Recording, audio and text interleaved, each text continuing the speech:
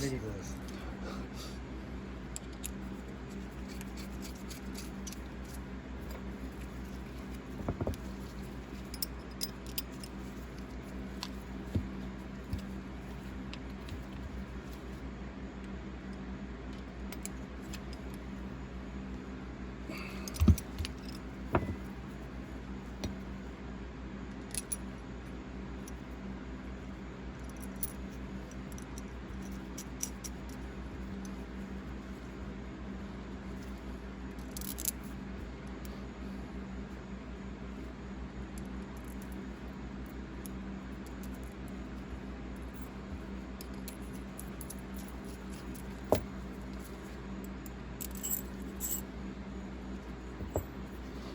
And that's all she wrote. We are installing a jersey bracket after uninstalling the other one. All right, then. The other thing, yeah. So the first step is to, you make sure you set the it to OEM. There's a little dot on the end of the piece there, and that's the OEM dot. And there's actually a triangular piece on the one deep inside, and that's how they set it up at a factory. And the first thing you do is you're going to insert this nut into the end of the splines here, and that's what we're doing now. Just trying to open it up a little bit. Hold on.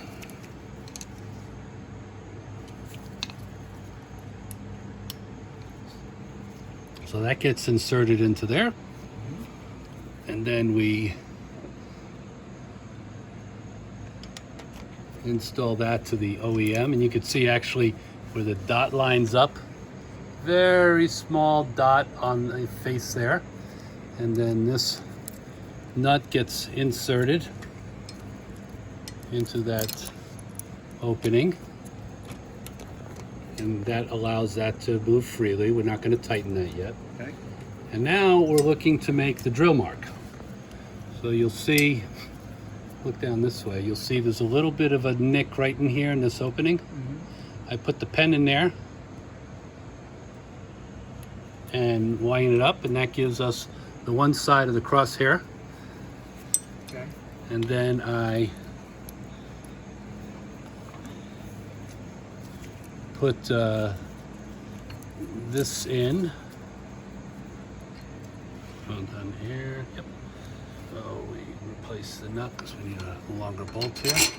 We replace this in here. And do you need the space? Not yet. This is just for this Line it up. is just for lining it up.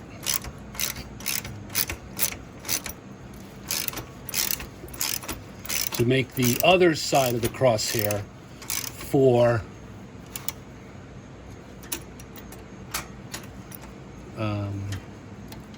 yeah, I don't think we have it set right there, so you could see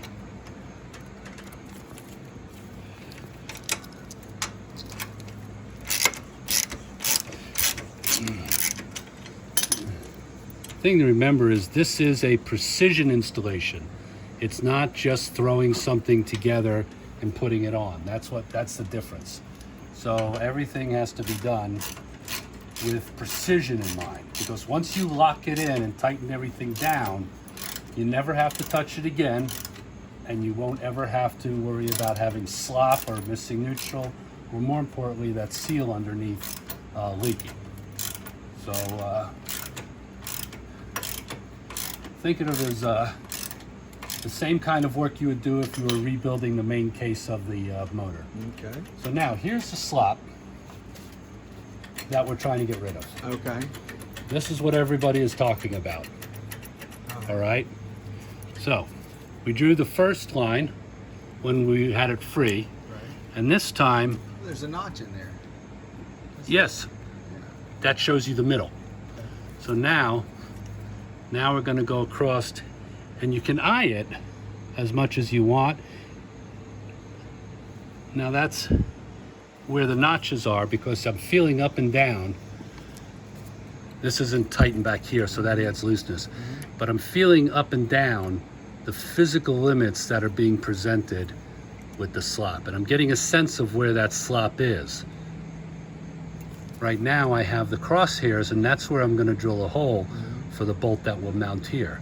This is the first mounting point. This becomes the second mounting point. And then this whole section here is a permanent solid installation, which cannot be achieved by using a single set screw in the back here. Understood. Okay, so we got that. If you want to just to set it. And I'm gonna go off a little bit because I like to put the hole in the center. I like to put it in the center.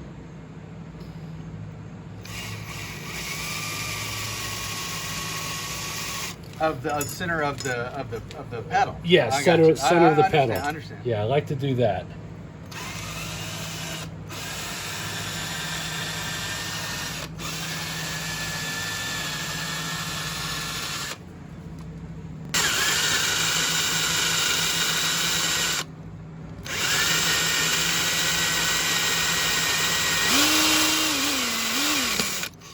So that's a pilot Pilot hole, hole. both sides.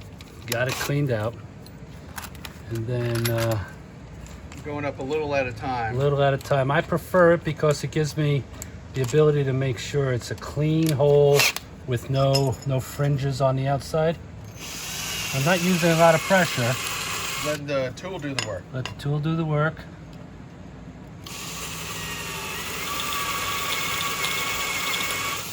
All right, so you see how that creates a nice place for the final drill bit to do its deal. And this one is a 20, let's see, a 15/16, I think. Basically, you want to, this is an 8mm, but you want to use a drill that's just a little bit smaller and work your way up. Again, let the drill do the work.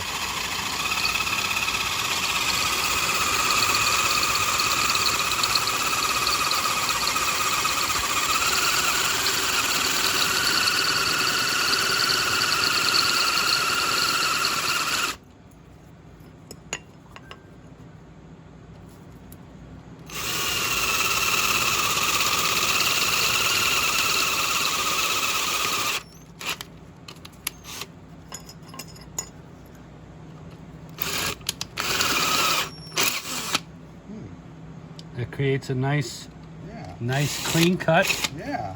And now I will see how tight this is. See, there's very, very little movement in there laterally. Okay. You want very little movement laterally, and that gives it a permanent way of tightening in there. So we'll just clean up this. Okay, so we've drilled the hole. We're now making sure we're back on the set screw. Actually here, no, I don't think that's it. I think that's it. Let's see, we'll see. It'll tell us actually. So, you want that nut in there. And it's got a line up here. And you'll notice that this bar pulls out. So you can't attach this. So what you have to do is do it all together. And this is where you put the spacer in. Okay.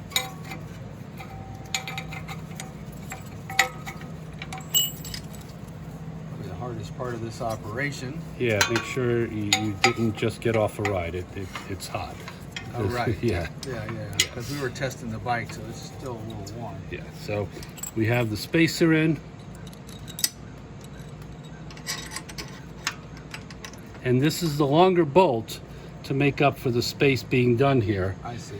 The OEM bolt is just a little bit short. Okay. And actually it doesn't even go all the way through the nut in the receiver back in the frame.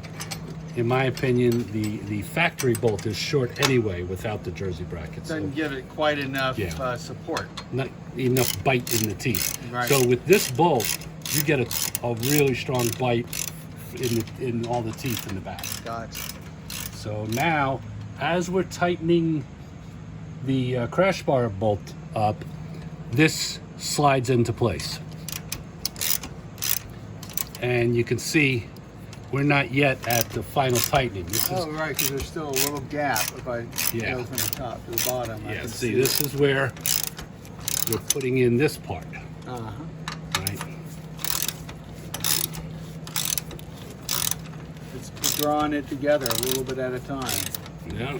And while it's doing it, this is going in automatically on the splines. And so that's probably about 60 pounds of torque there.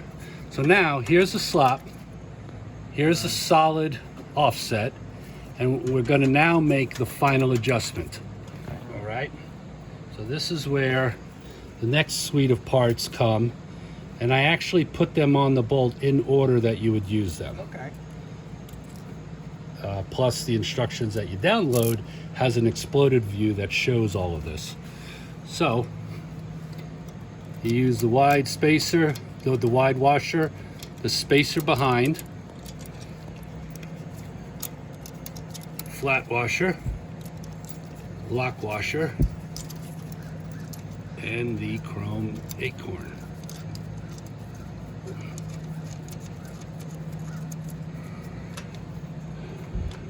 All right. So now we are in the final mode. So now what we're looking to do is you see that I'm feeling through the shifting. Oh, we got to tighten this down a little. The splines are not biting in.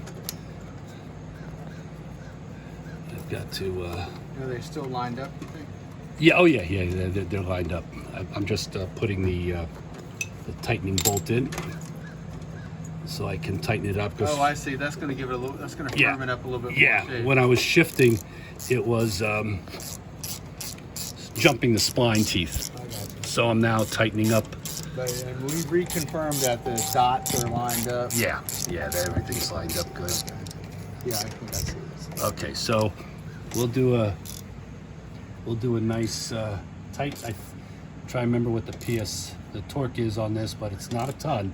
You can strip that out pretty good. Okay. It's just enough to keep it clamped in. Gotcha. And when you clamp in on the splines, you're also clamping in on the bolt that this nut holds on to. That makes sense. So that's one of the two mounting points. So now we're looking at. You notice now it's the spline's just taking, and I'm visually getting a sense and physically feeling how the shifting is and where the center of that is. And that's what I'm looking for, because this could still move here just a little bit. You see how that moves? Yeah, there's enough play in there to move it up. So and we're down. now just trying to do the fine tuning and getting a sense of what that is. And this is where we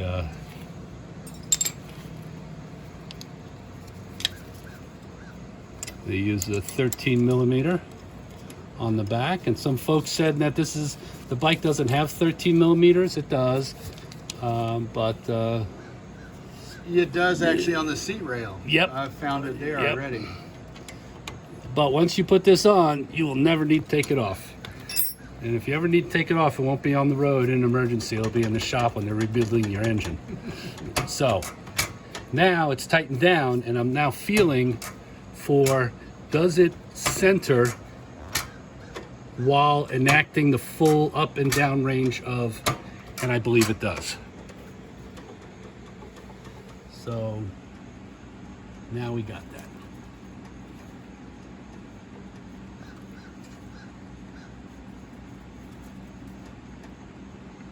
I think your one back in there might be loosened up. We'll have to take a look at the nut in the back. So you can see the play that's on this already. Yep. And this is with the jersey bracket. This is what happens over time when you don't have the second support on the outside. So there are people that say, well, I'll wait a while and see if it gets bad. You don't want to let it get worn in like that. You want to have this second brace supporting it right away so it doesn't wear out the inside. This is worn out on the inside. How many miles do you have on this bike? Well, the odometer says about 43,000, and it could be 143. I don't know. Don't know. But you could see that there's not as much slop as there was before, but there's still enough slop from previous wearing out. Yeah. Now, if you were to get inside and replace the inner part, Right. then a lot of this would tighten up and it'd be much better. Understood. So you notice now, this fulcrum, this lever only rotates around this point. Yes, I do see that. And Double secured too. double secured. And, you know, while we were sitting here, drilling the hole took nothing to do. It does not weaken the mechanical strength of this lever. It doesn't harm the bike. I know some people are against drilling, but it's clearly been working for, I think, thousands of bikes that have put this on. So there you go.